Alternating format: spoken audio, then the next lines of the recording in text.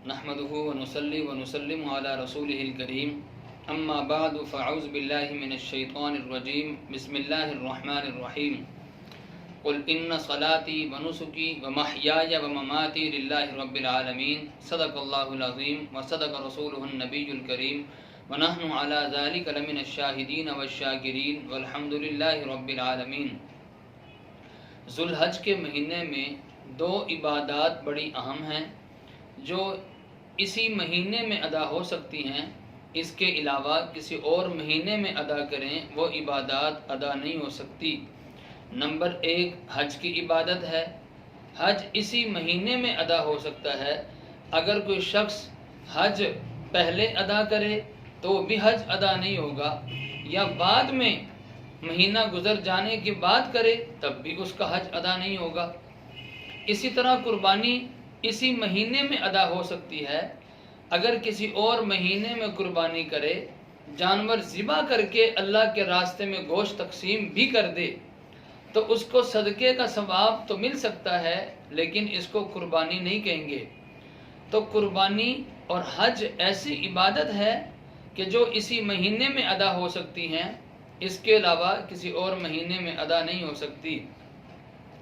اب قربانی یہ بڑی اہم ترین عبادت ہے، حضرت ابراہیم کی یاد ہے۔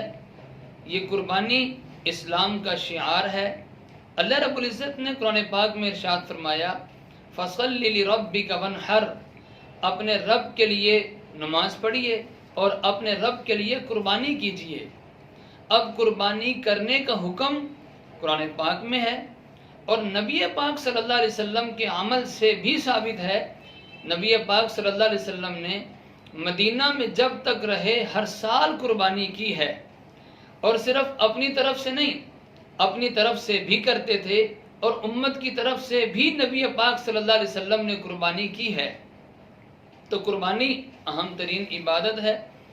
اب قربانی والی عبادت کس پر لازم ہے، قربانی کس پر واجب ہے، اس کے لیے چند شرائط اور چند باتیں ذہن نشین فرما لیں۔ سب سے پہلی شرط یہ ہے، قربانی اس آدمی پر لازم ہوگی جو مسلمان ہو۔ کافر پر قربانی لازم نہیں ہوتی، اس لیے کہ کافر وہ تو کافر ہے، اس نے ایمان قبول ہی نہیں کیا، وہ ایمان والا ہی نہیں ہے۔ اس پر سب سے پہلے لازم ہے ایمان قبول کرے۔ ایمان قبول کرنے کے بعد پھر اس پر نماز بھی لازم ہے، اس پر روزہ بھی لازم ہے، اس پر قربانی بھی لازم ہے۔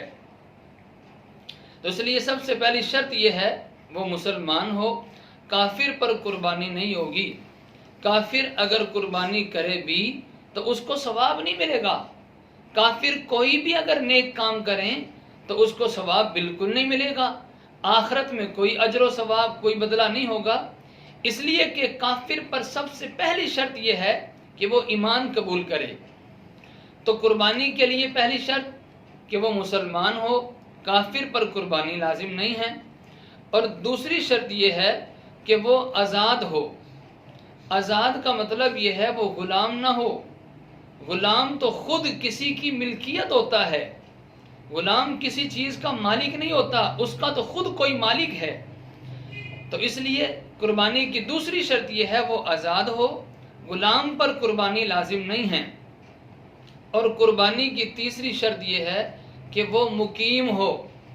اگر مسافر ہو، مسافر پر قربانی لازم نہیں ہے۔ مسافر کہیں گیا ہوا ہے، سفر میں ہے، 15 دن سے کم کی نیت پر 72 کلومیٹر دور کے سفر پر گیا ہوا ہے، وہ مسافر ہے۔ مسافر آدمی کے احکام اور ہوتے ہیں، مقیم آدمی کے احکام اور ہوتے ہیں۔ جس طرح مسافر پر 4 رکعتوں والی نماز جو فرض ہے اس کی بھی قصر ہے، تو مسافر پر تو نماز بھی کم کر دی گئی ہے۔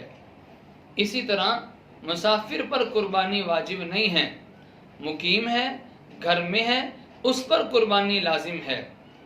اور چوتھی شرط یہ ہے کہ وہ صاحب نصاب ہو۔ صاحب نصاب آدمی پر قربانی لازم ہے۔ اگر کوئی شخص صاحب نصاب نہیں ہے تو اس پر قربانی لازم نہیں ہے۔ قربانی کے لیے 4 بنیادی شرائط ہیں۔ نمبر 1 مسلمان ہو، نمبر 2 آزاد ہو، اور نمبر 3 مقیم ہو، اور نمبر 4 وہ صاحب نصاب ہو۔ صاحب نصاب کا مطلب یہ ہے کہ اس کے پاس اتنا پیسہ ہو جو نصاب تک پہنچتا ہو۔ قربانی کے نصاب تک پیسہ پہنچ گیا، اس پر قربانی لازم ہو گئی۔ اب قربانی کا نصاب کیا ہے؟ جو نصاب زکوٰۃ کا ہے وہی سیم نصاب قربانی کا ہے۔ زکوٰۃ کا نصاب 52.5 تولے چاندی ہو، یا اس کے پاس 7.5 تولہ سونا ہو، یا 52.5 تولے چاندی کی ملکیت کے برابر، اتنے روپوں کی، پیسوں کے برابر اس کے پاس اگر نقدی جمع ہے یا اس کے پاس سامان تجارت ہے تو اس پر زکوٰۃ لازم ہو جاتی ہے۔ لیکن قربانی کے اندر ایک اور اضافی چیز ہے جو زکوٰۃ کے اندر نہیں ہے۔ زکوٰۃ کے اندر صرف 4 چیزیں دیکھی جاتی ہیں: 7.5 تولہ سونا ہے، یا 52.5 تولے چاندی ہے، یا 52.5 تولے چاندی کی ملکیت کے برابر اس کے پاس نقدی ہے، یا اس کے برابر اس کے پاس سامان ہے۔ تو زکوٰۃ میں 4 چیزیں دیکھی جاتی ہیں، 5ویں چیز نہیں ہے۔ لیکن قربانی کے اندر 5ویں چیز بھی ہے۔ قربانی کے اندر 5ویں چیز یہ ہے کہ گھر کا ضرورت سے زائد سامان، گھر کے اندر کافی ایسا سامان ہوتا ہے کہ جو کافی عرصے تک استعمال ہی نہیں ہوتا، وہ ضرورت سے زائد سامان کہلاتا ہے۔ اگر کسی کے پاس ایک موبائل سے کام چلتا ہے، اس نے 2-3 موبائل ویسے ہی رکھے ہوئے ہیں، زائد ہیں، ضرورت سے زیادہ ہیں، تو یہ ضرورت سے زائد سامان میں آئے گا۔ یا اور بھی کوئی گھریلو اشیاء کہ جو استعمال میں نہیں ہیں، ویسے رکھی ہوئی ہیں، تو ان چیزوں کو بھی جمع کیا جائے گا، اور ان کی قیمت اگر چاندی کے نصاب کو پہنچ گئی، 52.5 تولے چاندی کی قیمت کو پہنچ گئی، تو اس کا مطلب ہے کہ اس پر قربانی لازم ہے۔ تو قربانی کا نصاب ایک بار پھر ذہن نشین فرما لیں، اکثر حضرات اس کے نصاب میں غلط فہمی میں مبتلا ہوتے ہیں، حالانکہ ان پر قربانی بنتی ہوتی ہے اور وہ یہ سمجھتے ہیں کہ قربانی نہیں بنتی، جس کی وجہ سے وہ عید الاضحیٰ پر قربانی نہیں کرتے۔ قربانی کے نصاب کے لیے نمبر 1 7.5 تولہ سونا ہو۔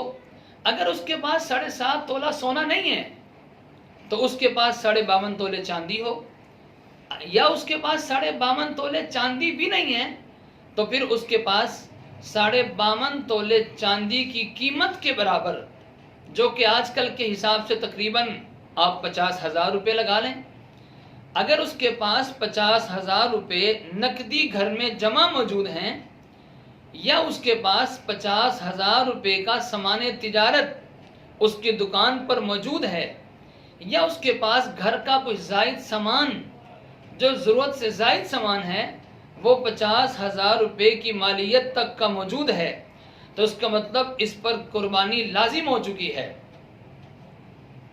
اب تھوڑی سی بات اور ذہن نشین فرمائیں، اگر کسی کے پاس 7.5 تولہ سونا ہے تو ہم صرف 7.5 تولہ سونا دیکھیں گے، یا اس کے پاس سونا بالکل بھی نہیں ہے، پھر ہم دیکھیں گے اس کے پاس چاندی ہے یا نہیں ہے۔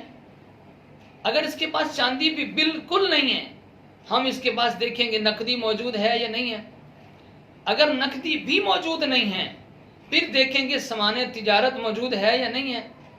اگر سامان تجارت بھی موجود نہیں ہے، گھر کا ضرورت سے زائد سامان موجود ہے یا نہیں ہے، اگر وہ بھی موجود نہیں ہے تو اس کا مطلب یہ صاحب نصاب نہیں ہے۔ تو نصاب کا، قربانی کا نصاب اچھے طریقے سے ذہن نشین فرما لیں کہ اگر کسی کے پاس 7.5 تولہ سونا نہیں ہے، 1 تولہ سونا بھی اس کے پاس موجود ہے، تو اب ہم دیکھیں گے اس کے پاس چاندی موجود ہے یا نہیں ہے۔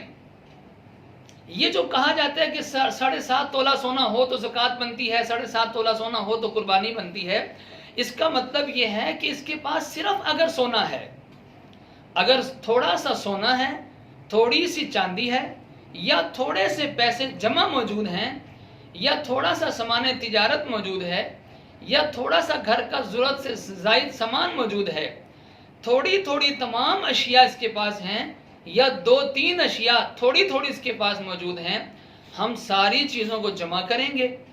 مثال کے طور پہ اگر 1 تولہ سونا ہے، تھوڑی سی چاندی ہے، یا تھوڑے سے پیسے ہیں، یا تھوڑا سا سامان تجارت ہے، یا تھوڑا سا ضرورت سے زائد سامان ہے، ہم ان ساری چیزوں کو جمع کریں گے.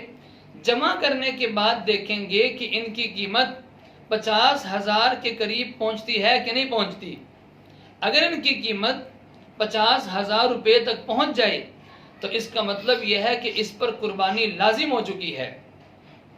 قربانی کے بارے میں ایک بات اور ذہن نشین فرمائیں. زکوٰۃ کے اندر تو اس مال پر سال کا گزرنا شرط ہوتا ہے، لیکن قربانی میں اس پر سال کا گزرنا شرط نہیں ہے. اگر کوئی شخص چند دن پہلے ان چیزوں کا مالک بنا، سونے کا یا چاندی کا یا نقدی کا یا سامان تجارت کا یا گھر کے ضرورت سے زائد سامان کا چند دن پہلے مالک بنا، تو اس پر اسی سال قربانی لازم ہو چکی ہے. اب سال کا گزرنا شرط نہیں ہے. زکوٰۃ میں سال کا گزرنا شرط ہے، لیکن قربانی میں سال کا گزرنا شرط نہیں ہے. بلکہ اگر کسی کے پاس قربانی کے ایام میں، قربانی کے 3 ایام 10 ذی الحج، 11 ذی الحج اور 12 ذی الحج، اگر کسی کے پاس قربانی کے ایام میں بھی پیسے آ جاتے ہیں، مثال کے طور پر 10 ذی الحج کو اس کے پاس پیسے نہیں تھے، 11 ذی الحج کو اس کے پاس پیسے آئے ہیں، یا 12 ذی الحج کو اس کے پاس مال آیا ہے، تو اس